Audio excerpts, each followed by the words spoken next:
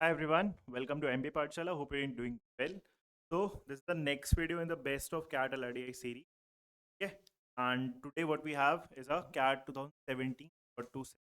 This set was based on data interpretation. Actually, this is the logical data interpretation because इसमें आपको table fill करनी है certain amount of and थोड़ा बहुत calculation है आपके कुछ. Right. So let's proceed with the like basic idea first. First pause this screen पर आप ये पूरा क्वेश्चन एक बार ट्राई करो, right, and then you have to proceed to the right. So I hope you have tried this set, बहुत करा होगा तुमने. Now let's try and crack this set wide open. क्या दिया हुआ है, let's start reading this one. So there were 7 elective courses given to 7 running in a specific term in a college. Have a 7 elective college में वो run हो रहे हैं. Each of the 300 students. So first of all हमारे लिए ये number matter करने वाला है, राइट. सबसे एंड में वैल्यू मैटर करेगी, ठीक है. Each of the 300 students enrolled had chosen just one elective among the 7. तो चॉइसेस थी 300, एक elective choose from E1 to 7. However, before the start of the term, E7 was withdrawn as the instructor concerned had left the college. तो college start होने से, term start होने से just पहले क्या हुआ, E7 बंद हो गया. 7 बंद क्यों हो गया, बिकॉज इंस्ट्रक्टर चला गया. होगा क्या उसमें, तो स्टूडेंट बोल के क्या होगा, the students who had opted for E7 were allowed to join any of the remaining electives. अब क्या दिया गया, E7 में जितने भी स्टूडेंट ने इनिशियली ज्वाइन करा होगा, जितने भी स्टूडेंट करा होगा, उनको चॉइस दी गई. क्या चॉइस दी गई, you can opt for any of the remaining electives. Remaining elective का मतलब E1 से E6 तक तुम जो. So the students who had opted for E7 were given this particular choice. Also, the students who had chosen other electives मतलब initially जिन्होंने E1 से E6 join करा, राइट, उनको भी चॉइस दिया गया. Were given one chance change their choice. उनको जब सब कुछ चेंज हो ही रहा है, E7 वाले बच्चों को चॉइसेस दी गई, E1 से E7 कुछ कर सकते हो. पॉइंट ऑफ टाइम में the initial students who had opted for E1 to E6, they were also given one chance to change their elective. Change कर सकते. E1 से E6 वाले बच्चे जो होंगे, अब सोच के देखो, वन सेंस है, वाले बच्चे जो होंगे 7 तो नहीं जाएंगे E7 करता. 1 से E6 वाले बच्चे ही सफल होंगे बिटवीन 1 से E6. हाँ, there is also a possibility that there are some student 1 से E1 में ही गए, का मतलब उन्होंने चेंज नहीं करा होगा. ये हम सोचना स्टार्ट कर सकते हैं, ये एक्सप्लिसिटली या क्लियरली यहाँ पे मेंशन्ड भी आगे जाके. But yes, that could be a possibility what we are looking for, कि ऐसे भी तो होगा कि E1 से चॉइस तो मिली E1 वालों को, बट ऐसे कुछ भी बच्चे होंगे जो E1 से E1 में ही रह गए. That means they didn't really there choices. Yes, there were, yeah, there could be some students who like went from E1 to other electives, maybe from E1 to E2 and so on. ऐसा सारा scenario हमारा logically हम सोचना start कर सकते हैं, ऐसा ही कुछ हो रहा होगा. और क्लैरिटी अपने को ये स्टेटमेंट और ये टेबल दे देगा, ठीक है. नेक्स्ट, अब क्या दिया हुआ है, द टेबल बिलो. ये जो टेबल है, this captures the movement of the student from one elective to other या अनदर ड्यूरिंग. ये टेबल में तुम्हारा वही मूवमेंट जो डिस्क्राइब था, वही मूवमेंट एक्चुअली में डिस्क्राइब्ड है. किस इलेक्टिव से किस इलेक्टिव में कितने कितने बच्चे ट्रांसफर, ठीक है. एंड जैसे चलो इसमें एग्जांपल नहीं दिया है, हम खुद से इसको सोचना स्टार्ट करते, राइट. अच्छा, इसमें एक लाइन और पढ़ लो पहले. Movement from one elective to the same elective simply means no movement. ये मैंने आपको थोड़ी देर पहले समझाया कि there would be a possibility कि कोई इनिशियली मान लो E1 को ज्वाइन कर रखा हो सकता है वो अपना इलेक्टिव चेंज ना करे. वो तो चॉइस थी ना कि you can change, but there is a possibility that the student does not change it. तो ऐसा हो सकता है कि E1 से E1 में ही रह गया. फॉर एग्जाम्पल, अब हम इस टेबल को थोड़ा सा ऑब्जर्व करेंगे. ये टेबल को इंटरप्रेट करना is the most crucial aspect. पहले तो आप इस टेबल को समझ लो. तो यहाँ पे क्या लिखा हुआ है, फ्रॉम इलेक्टिव, और यहाँ लिखा हुआ है टू इलेक्टिव. तो रीड भी आपको ऐसे ही करना है. फॉर एग्जाम्पल, E1 से E1. अब E1 से E1 में जो ये 9 वैल्यू है, ये क्या रिप्रेजेंट कर रहा है, the number of student who went from E1 to E1. का मतलब सिंपली नो मूवमेंट, मतलब E1 में 9 स्टूडेंट्स थे जिन्होंने अपना इलेक्टिव चेंज नहीं करा होगा, बिकॉज E1 से E1 में रह गए, वो तो 9 स्टूडेंट्स ने कुछ चेंज नहीं करा। उसके आगे अगर आप नोटिस करोगे E1 से E2 में 5 बच्चे गए, E1 से E3 में 10 बच्चे गए, E1 से E4 में 1, E1 से E5 में 4 एंड E1 से E6 में, ये है changes. Now the first and foremost thing, तो अब आपको खुद से लेके आना पड़ेगा इस पर्टिकुलर में, तो आपको मीनिंग डिराइव करनी पड़ेगी, ये है एक्चुअली में अगर मैं आपसे ये पूछूं the number of students in E1 before any of the changes happened, right, जो ट्रांसफर प्रोसेस स्टार्ट हुआ उससे पहले वन में कितने बच्चे रहे होंगे, ये हम सिंपली कैसे निकाल सकते हैं, इस पर्टिकुलर रो को ऐड करके। ये इवन वाली रो को आप सिंपली नंबर्स ऐड कर दोगे तो आपको एक्चुअली क्या मिल जाएगा, the number of students who are enrolled for even initial. क्यों मिल जाएगा, बिकॉज यही तो वो स्टूडेंट होंगे, 9 लोग ऐसे थे जो लाइक अपने कोर्स में रहे रखे, 5 बच्चे E1 में थे E2 में चले गए, तो E1 में इनिशियली रहे होंगे ना, 10 बच्चे जो E1 से E3 में ट्रांसफर हुए, ट्रांसफर होने से पहले तो 10 E1 में ही रहे होंगे, ये 1 पर्सन E1 में रहा होगा, ये 4 पर्सन E1 में रहा होगा और ये 2 पर्सन भी में रहा होगा। दैट मीन्स अगर मैं ये रो ऐड कर देता हूं तो ये मेरे को क्या बता देगा, the number of student that were in even elective before the change process.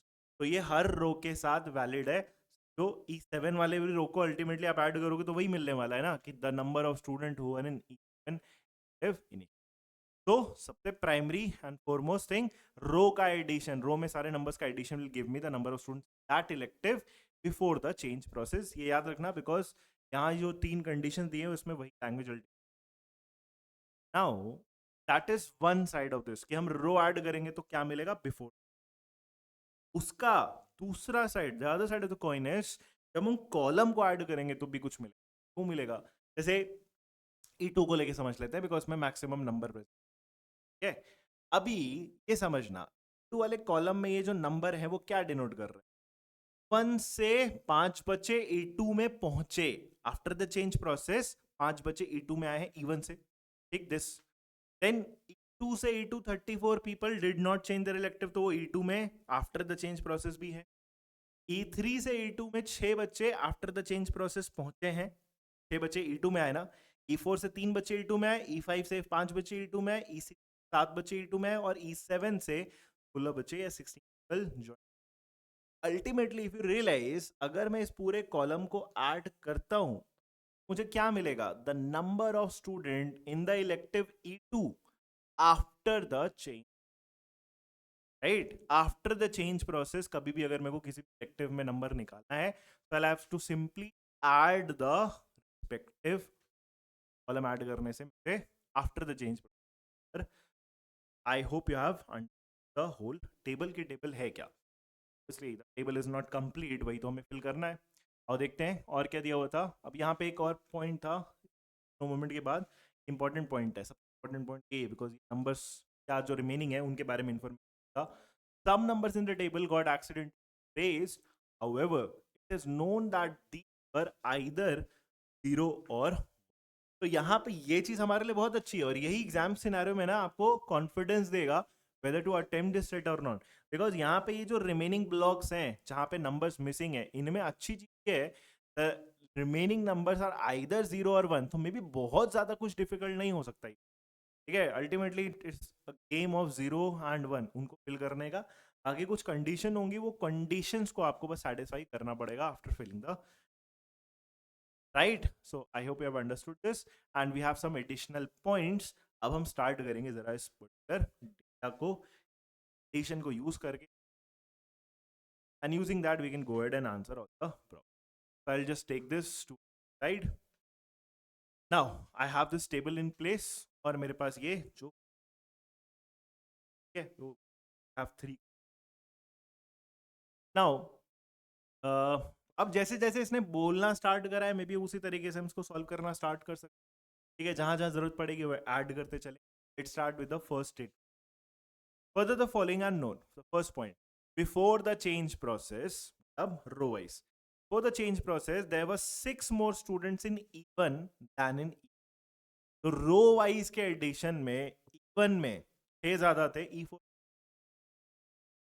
Right? तो E1 में एक्चुअली में सारे नंबर्स पता है, हम क्या कर सकते हैं, उनको ऐड कर सकते हैं ना, और उसमें से अगर हम 6 सब्ट्रैक्ट कर देंगे, बिकॉज E1 वाला 6 ज्यादा था E4 से, तो अगर हम E1 वाले टोटल में से 6 वापस सब्ट्रैक्ट कर देंगे, I will get the total for E4 as well. ठीक है, चलो करते हैं फिर। क्या दिया है, 9 + 1 10, 10 + 10 25, 25 एंड 6 हो गया मेरा 31। एंड इसने क्या बोला था, there were 6 more student one than in E, तो E1 में अगर 31 थे और ये E4 से 6 ज्यादा थे, this total what, now I have to focus on these numbers as well, right? जो रिमेनिंग नंबर्स है उनको हमेशा निकालने का ट्राई करते रहेंगे। क्या देखना पड़ेगा कि पॉसिबल है कि नहीं, तुरंत से बता सकते हैं। तो नंबर्स का खेल है, याद रखना जो भी रिमेनिंग नंबर्स है, 0 और 1, उन्हीं दोनों में ही सब। Now let's take look at this particular row itself. क्या है आपके पास ऑलरेडी, 14 + 4 is 18, 18 + 5, 18 + 5 is 23। तो तुम्हें इस टोटल रो का सम चाहिए 25, करेंटली जो नंबर लिखे हैं उनका टोटल कितना है, 23 है। अब नोटिस करो तुम्हारे रिमेनिंग 2 बचा, और ये जो 2 ब्लॉक्स है इनमें हम या तो 0 डाल सकते हैं या तो 1 डाल सकते हैं। बहुत सिंपल पॉसिबिलिटी है कि मुझे 2 अगर चाहिए, the only way to satisfy it कि मैं दोनों ही ब्लॉक में डाल दूं, और सिंपली मेरा E4 के दोनों रिमेनिंग सेल्स फिल हो गए बाई, पे मैं 0 डाल ही नहीं सकता था, बिकॉज दूसरी जगह फिर मेरे को 2 चाहिए होता, इस सिनारियो में 2 है ही नहीं, 0 और 1 का खेल है दिस। ठीक है, before the change process there were 6 more students in E1 than E4, that is done. But after the reshuffle, मतलब कॉलम वाइज की बात करेंगे, but after the reshuffle the number of student in E4, this नहीं पता भी, E4 was 3 more than in E1। तो यहां से यहां ये कह रहा है कितना एक्स्ट्रा है, 10 एक्स्ट्रा। अभी बात ये है कि इसमें तो बहुत सारे नंबर्स रिमेनिंग है, भी काफी सारे नंबर्स रिमेनिंग, अभी फिलहाल हम इसको बहुत ज्यादा यूज नहीं, थोड़ा मे बी और फिल हो जाए तब हम देखेंगे कि ये का डिफरेंस क्या है। Let's just fit right there, हमारा पहला कंडीशन। Now the second condition, the number of student in increased by 30 after the change process. मतलब after the change process E2 का जो वैल्यू है वो 30 बढ़ गया, बिफोर द चेंज वाले से। 2 से E2 में ही कंपैरिजन है, बिफोर एंड आफ्टर में। तो E2 में आफ्टर वाला मेरे को एक्चुअली में पता है, कॉलम का एडिशन पता है क्योंकि सारे नंबर्स प्रेजेंट, तो ऐड कर लिया जाए। 34 + 6 is 40, 45, 48, 48 and 5, 53, 53 and 7, 53 and 7 is 60, 60 + 16 is 70। ने क्या बोला था, the number of students in E2 increased by 30 after the change process. तो कॉलम वाला जो 76 है ये 30 ज्यादा होगा रो वाले एडिशन, कौन से रो के, E2 वाले रो के, 30 ज्यादा होना चाहिए। 76 में से 30 सब्ट्रैक्ट कर दो, 76 में सब्ट्रैक्ट करोगे कितना बन जाएगा, 40। इस पर्टिकुलर रो का एडिशन क्या रहा होगा हमारा, 40। नाउ जैसे कि हमने यहाँ पे ये 25 में चेक करा था कि क्या वैल्यू जा सकती है, do the same thing again for E2 कर रो। 46 तुम्हारे इस रो का टोटल होना चाहिए, करेंटली तुम्हारे पास कितना है, 8 + 2 is 10, 10 + 2 is 12, 34 + 12 is 46 itself, right? 34 + 8 42, 42 + 4 is 46 itself। 42 ही मेरे को फाइनली भी चाहिए, इसका क्या मतलब है, और कुछ वैल्यू नहीं आनी चाहिए, लेकिन यहाँ तो दो, एक दो सेल्स है ना खाली अपने पास, तो दोनों में क्या डालना पड़ेगा, this is 0, this also becomes, ये हमारा 46 के साढ़े। Then finally the third point, before the change process, before the change process come in, before the change process E4 had 2 more students than E4 का तुम्हें देखो नंबर पता है ना ऑलरेडी, 25 था। E4 में 2 ज्यादा थे, E6 6 का टोटल क्या होगा, 25 से 2 लेस होगा, 2 लेस। चेक दिस अगेन, 23 अगर है, 7 + 3, 7 + 10, 10 + 11, 10 + 11 is 21, 23 मेरे को चाहिए, दैट अगेन मींस कि 2 का डिफरेंस बचा है, तो ये दोनों जो रिमेनिंग अपने पास सेल्स हैं उन दोनों में ही क्या लाना पड़ेगा, हुआ। एंड वाइल E2, अब ये भी बिफोर द चेंज प्रोसेस है, ठीक है, कॉमा लगा के, before the change process while E2 had 10 more than E3, before the change मेरे को 46 पता है ना E2 का, तो E2 का 10 ज्यादा था E3 से, तो E3 का इससे 10 लेस होगा। सो अब यहाँ पे फिर वही सेम काम चेक कर लो, 6 plus 2 8, 25 plus 8, 25 plus 8 is 33, 33 plus 2 is 35। अब प्रॉब्लम है बिकॉज इस रो का एडिशन होना चाहिए 36, मेरे पास ऑलरेडी जो रिमेनिंग नंबर्स है उससे आ रहा है 35, तो आई ओनली नीड अ 1। लेकिन यहाँ पे जो रिमेनिंग सेल्स हैं वो क्या है मेरे, दो हैं। तो आई एम प्रिटी श्योर कि one of the cells contains a 1 वाली अदर कंटेन्स अ 0। दोनों में ही होना चाहिए, एक में 0 होना चाहिए, एक में 1 होना चाहिए। बट प्रॉब्लम ये है कि ये ऑर्डर में फिलहाल डिसाइड नहीं कर पाऊंगा।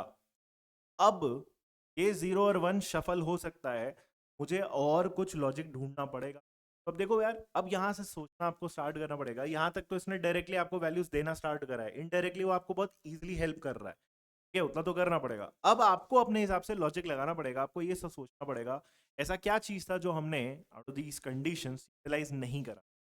बस इस करोगे तो हमने ये 3 वाला कंडीशन ही तो यूज नहीं करा है अभी तक। और ये करा क्यों नहीं था ये भी याद करो। मैं पहले इसलिए नहीं करा था ना क्योंकि यहाँ पे काफी सारे नंबर्स रिमेनिंग थे।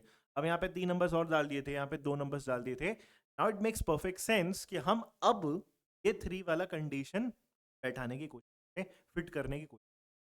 नाउ करेंटली अगर नोटिस करो यहाँ पे इस पर्टिकुलर कॉलम का एडिशन है, 9 plus 1 is 10, 12, 12 plus 12 plus 5 is 17। Currently मेरा कितने पे है, 7, राइट। अभी इसमें एक नंबर आना बचा है but currently it is at 17। ये E4, 8 E4 में ही था ना, 6 4 was more than, okay. E4 का करेंटली टोटल कितना है हमारा, 14 प्लस 1 प्लस 1 16 प्लस 5 इज 20। अब एक चीज समझना, ये ऑलरेडी 21 पे है और ये ऑलरेडी 70। इसमें एक नंबर डालने के बाद इसमें 3 का डिफरेंस होना चाहिए। अब नोटिस करो, ये जो मेरा कॉलम है इसमें मैक्स टू मैक्स 1 जा सकता है, राइट, मैक्स टू मैक्स 1 जा सकता है। और जब ये मैक्स टू मैक्स ये 1 दोगे तब जाके ये 18 होगा, और फिर 18 के करस्पॉन्डिंग 3 ज्यादा 21 आएगा। मतलब इसका ये सिंपल कॉमन सेंस ये है, इसको मैं और इंक्रीज नहीं कर सकता बिकॉज तुम 21 को अगर आगे लेके गए तो ये कॉलम भाई साहब तो मेरा 18 ही जा सकता है। अगर तुम 21 से 22 पे पहुंचे तो ये 18 से डिफरेंस मैक्स टू मैक्स आपका, या लाइक 3 से इंक्रीज करोगे तब भी आपका मतलब डिफरेंस है वो 21 ही पहुंच पाएगा ना। इसका ये मतलब है कि तुम इसको इंक्रीज नहीं कर सकते और इसको 3 का डिफरेंस बनाने के लिए इसको तुम्हें 18, हाँ, बस उसके अलावा और कोई possibility. Pause for a second, फिर से सोच के देखो, यहाँ पे 18 और 21 की है और कुछ हम इसको आप 18 से ऊपर लेके जा नहीं सकते बिकॉज एक, right. So with that idea अब अपने को श्योर है यहाँ पे 17 की जगह इस कॉलम का टोटल क्या होना चाहिए, होना चाहिए। बिकॉज दिस इज 18 तो यहाँ पे जो रिमेनिंग वैल्यू है, रिमेनिंग सेल है, उसमें क्या चला जाएगा, 1। एंड बिकॉज इसको हम फाइनली 21 पे ही रख रहे हैं, इसको हम चेंज नहीं कर सकते, इसका मतलब ये भी निकला ये दोनों जो हमारे सेल्स हैं इन दोनों में क्या चला जाएगा, तो and with that idea again, because ये 36 में हमें पता था 6 प्लस 2 प्लस 2 आया था 35 आया था, इन दोनों में कहीं ना कहीं 0 एंड 1 शफल होना था, बिकॉज इसमें 0 फिक्स हो गया, ये वैल्यू क्या आ जाएगी हमारी, राइट। ये हो गया पूरा उस कंटिन्यूएशन जिसकी ये पूरा अब बात यहाँ पे ये है कि मुझे क्या करना पड़ेगा, देखो ये चीज फिगर आउट करनी पड़ेगी कि ये दोनों ब्लॉक्स में कितना जाने। अब इसके लिए क्या करते हैं, आप ना कॉलम्स को ऐड कर लो, अभी करेंटली कितना इसके अंदर लिखा हुआ है ये फिगर आउट। आप रोज को भी ऐड कर सकते हैं, कॉलम्स को भी ऐड कर सकते हैं। कॉलम को ऐड कर देता हूँ तो कितना हो जाएगा, ये 8 plus 2 is 10, 10 plus 10 is 20, 20 plus 25, 45 और 30 75, 75 प्लस 3 70। अभी ये करंटली 78 पे है, फाइनल नहीं है क्योंकि यहाँ पे वैल्यू आ सकती है। ये तो मेरा 21 पे ही पड़ा हुआ है, इसकी वैल्यू कितनी है, 4 plus 2 plus 1 plus 1 6 plus 2 8 plus 2 is 10, 10 plus 30 finally 45 पे है। इसमें भी एक वैल्यू आ सकती है बट करेंटली कितना है, 41 प्लस 9 इज 50, 50 और 4 और 6 6 प्लस 4 इज 10, 10 और प्लस समथिंग। अब मैं क्या करता हूँ, इन सबको ऐड कर लेता हूँ, तो अल्टीमेटली जितना अभी करेंटली टोटल लिखा हुआ है टेबल में ऐड हो जाएगा। अलग अलग ऐड 40 100 100 एंड 90 190 190 और 80 190 और 80 70 वो हो गया। और 5 प्लस 1 इज है 5 प्लस 1 इज 6 6 प्लस 8 14 प्लस 6 48। ये हो गया 270 प्लस 28 दैट इज 290। देखो यही में फाइनली बता देगा कि यहाँ पे क्या नंबर्स होने चाहिए, बिकॉज मेरे पास ऑलरेडी 298 है, लेकिन मुझे याद करो टोटल कितना बनाना था, दैट इनिशियल 300 बिकम्स रेलेवेंट। तो टोटल 300 स्टूडेंट है, राइट। तो इस टेबल में टोटल 300 होना चाहिए, मतलब 2 रिमेनिंग है। और तुम्हारे सेल्स अगर देखो तो भी 2 ही रिमेनिंग है, तो सीधी बात है दोनों में क्या चला जाएगा 1। एंड विद दैट ये 78 79 बन जाएगा और ये 60,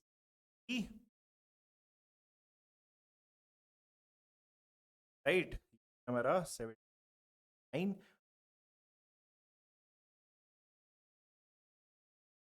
है।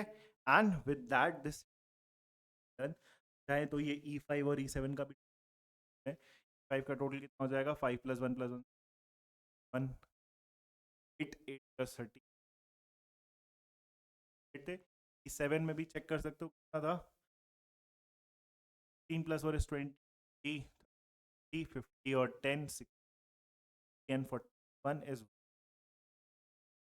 ये है आपका फाइनल जो भी आप इसे। Now will have to go ahead and solve all the,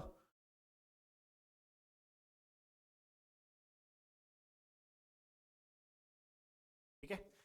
Start with the first problem. How many elective courses among E1 to E6 had a decrease in their enrollments after the change? बस आपको compare करना है decrease कितने electives में हुआ है, मतलब before and after में डिक्रीज कितने में हुआ है, ये चेक करना है। वो तो नंबर्स बता देंगे, इसीलिए नंबर्स ऐड करने भी इंपॉर्टेंट। E1 से स्टार्ट करो, 31 से 18 हुआ है, सो E1 इज डिक्रीजिंग। E2 में 46 से 76 हुआ है, इंक्रीज हुआ है। 36 से 79 इंक्रीज हुआ है। 25 से 21 दैट इज E4 भी डिक्रीज हुआ है। 38 से 45 ये इंक्रीज हुआ है। 23 से 1 ये भी हमारा इंक्रीज। 7 काउंट नहीं करना है बिकॉज पूछा गया E1 से E6 में डिक्रीज में हुआ है, only for E1 and E4, hence the answer to. Then question number 2, after the change process which of the following is the correct sequence of the number of students in electives 1 to, ठीक है, correct sequence of the number of student. बस E1 से E6 में check कर लो, हमारा क्या हो गया 18 76 79 21 45 and 61, that means the correct, right. The third problem, after the change process which course among E1 to E6 had the largest change in its enrollment as a percentage of its original, तो किस में E1 से E6 में largest change in its enrolment as a percentage. अब याद रखना वो percentage change देखना है, राइट। वो डिक्रीज भी हो सकता है, वो इंक्रीज भी हो सकता है, तो तुम्हें कंपेयर करना पड़ेगा as a percentage of its original. Have to check 1 से E6 सारे आपको चेक करने पड़ेंगे। जैसे मान लो चेक करते हैं, ये 31 से 18 हुआ, राइट। ये 31 से आपका कहाँ पहुंचा, ये 46 से कहाँ पहुंचा तुम्हारा 40, हम लाइक जल्दी से कंपेयर करेंगे। 36 से ये पहुंचा 36 से 79, फिर ये 25 से 20 पहुंचा, ये 38 से 45 पहुंचा 5, एंड फाइनली ये 23।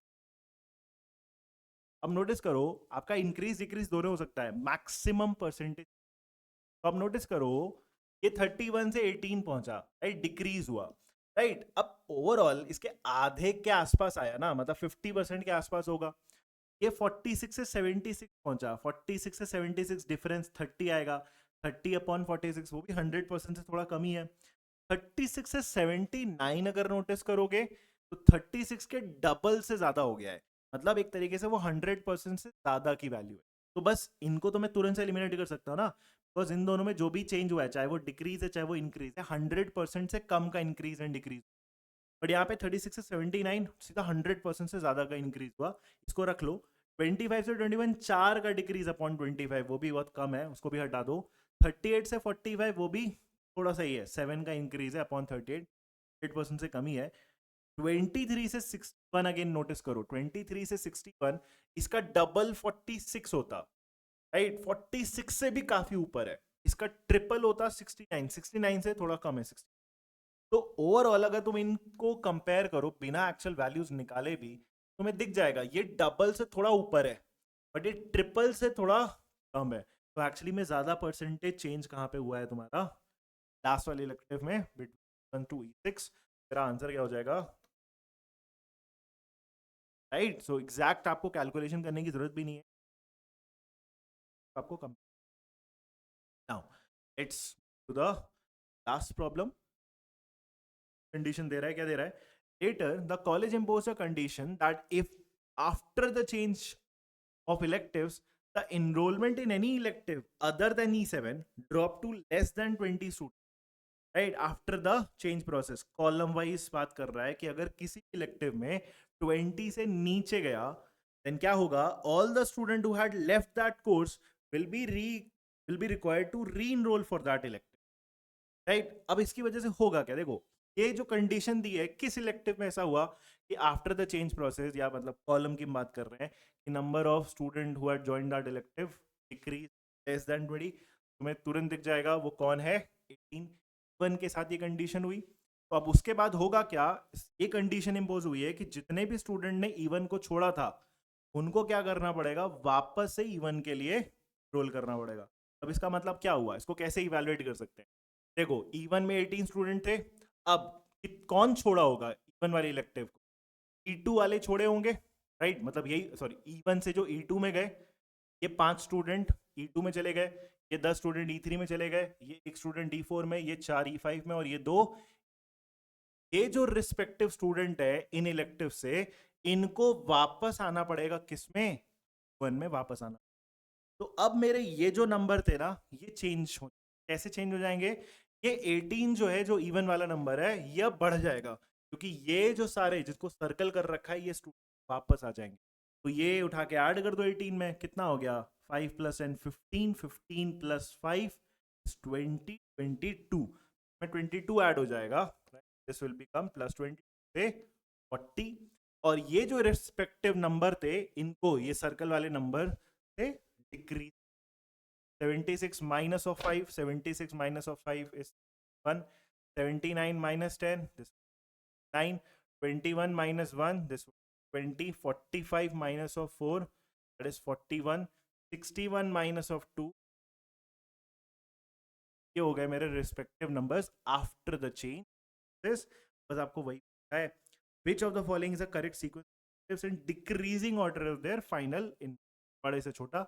सबसे पहले ये क्या आ गया अपना, 2 आ गया, तो 8 ये हट जाएगा। 10 2 के बाद 71 के बाद हमारा क्या है, डायरेक्टली 9 आएगा, दैट इज E3, 2 E3 होना चाहिए, 2 E3 का मतलब E2 E5, ये वाला एलिमिनेट हो जाएगा। फिर थर्ड वाले से मेरे सीधा सीधा आंसर आ जाएगा। 9 के बाद डायरेक्टली मेरा जो नंबर पहुंचेगा वो 59 पे जाएगा, 59 का मतलब E होना चाहिए, that means first option will be the it, right? So ये हो गया हमारा correct, right? And with that we're done with this set. So this was a logical DIC, definitely a doable set with respect to the, right, because 0 and 1 fail हो रहे थे, that is actually making definitely well, बस तुम्हें समझना पड़ेगा वो before the change, after the row and column को respective, right? So I hope you understood this. If you have any doubts you can just put that in the comment.